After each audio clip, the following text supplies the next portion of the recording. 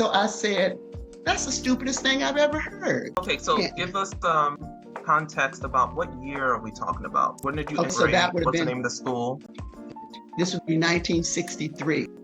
And I started off at a little segregated school that was the primary school when I started first grade, L.A. Curtsey Elementary. And my daddy always made sure that our neighborhood backed up to a white neighborhood. So my best friend was a little girl named Luann. She was white. And I didn't know that Luann was white until the first day of kindergarten, because we had, we would spend the night with each other. I'll send you a picture of me and Luann on the swing set.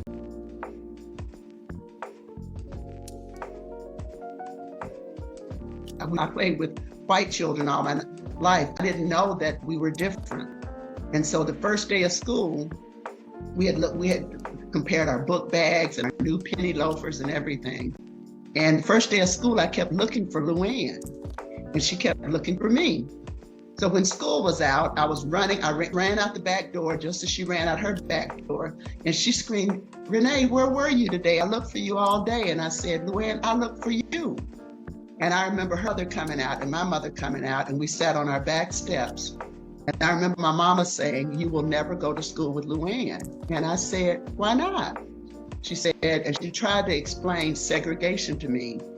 And we both started crying. So I said, that's the stupidest thing I've ever heard. But we spend the night with each other. We take baths with each other.